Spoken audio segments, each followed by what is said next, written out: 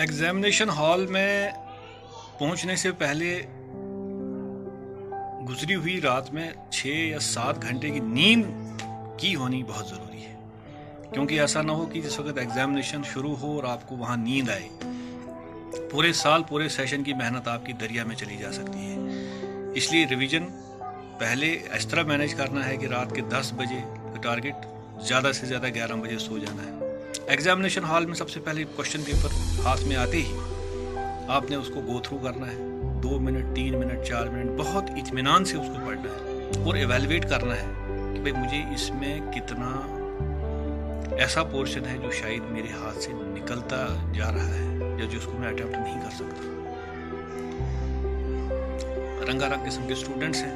मैं बीच का स्टूडेंट लेता हूँ, जैसे कि 12 क्वेश्चंस हैं और 8 उसको आते हैं 4 का मुझे पता है।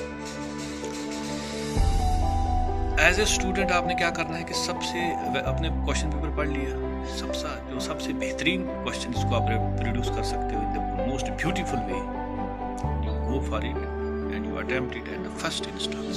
कुछ स्टूडेंट्स होते हैं जो कहते हैं कि पहला क्वेश्चन हमें आता नहीं, दूसरा तीसरा से हम शुरू नहीं कर सकते। तो ऐसा नहीं है, ऐसी कोई पाबंदी नहीं है। आप किसी क्वेश्चन नंबर से भी शुरू कर सकते हैं, प्रोवाइडेड कि आप उस क्वेश्चन का नंबर मेंशन जरूर करते हैं। अगर क्वेश्चन शॉर्ट है तो क्वेश्चन पूरा लिख भी सकते हैं, नहीं तो आप स्ट्रेट अवे क्वेश्चन नंबर देके आंसर शुरू कर सकते हैं। 3 चीजें बहुत महत्वपूर्ण हैं जिस वक्त आप आंसर लिखते हैं। आप क्या लिख रहे हो, कैसा लिख रहे हो और कितने टाइम के अंदर लिख रहे हो। और पहली चीज, क्या लिख रहे हो मीन्स कि your stuff needs to be relevant, तो उसका रेलिवेंट होना बहुत ज़रूरी है। दूसरा पॉइंट ये है कि भाई आप कैसा लिख रहे हो, आपकी हैंड राइटिंग कैसी है और आपका जो प्रेजेंटेशन है वो कैसा है।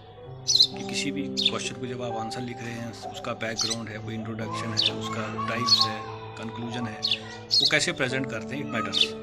लेकिन तीसरा पॉइंट जो मैंने बताया जो सबसे इम्पॉर्टेंट है, क्योंकि एक किताब पढ़ के सारे स्टूडेंट्स जाते हैं, लेकिन जब रिजल्ट आता है तो उनके मार्क्स में बहुत वेरिएशन होता है। उसका राज ये है कि वो स्टूडेंट जो टाइम को सबसे बेहतरीन ढंग से मैनेज करता है एग्जामिनेशन हॉल के अंदर, वो सबसे ज़्यादा सफल रहता है। तो तीसरी चीज़ ये है कि आपने सबसे पहले जिस वक्त आपने क्वेश्चन पेपर देखा, आपको मालूम पड़ गया कि मैं कितने क्वेश्चन को अटेम्प्ट करने वाला हूँ आज, उसी अनुसार आपने टाइम को डिस्ट्रीब्यूट करना है। एक क्वेश्चन पे ज़्यादा टाइम नहीं लगाना। क्रिस गेल छक्का कितना लंबा मारे, मिलेगा छक्का ही उसको, 8-10 नहीं मिलेगा। 5 मार्क्स का क्वेश्चन है, जितना मर्जी लंबा लिखो, जितना मर्जी उसमें आप रेफरेंसेस डाल दो, इधर उधर की चीज़ें डालो, ज्ञान की चीज़ें डालो, 5 से ज़्यादा मार्क्स मिलेगा नहीं, 6 देगा नहीं एवेलुएटर। इसलिए टाइम मैनेजमेंट बहुत इंपॉर्टेंट है। 8 क्वेश्चन अगर आपको आते हैं 12 में से, you know the answer of 8 question to 12 and out of last 4। मेरा ये मानना है, इसमें 2 ऑप्शन हैं।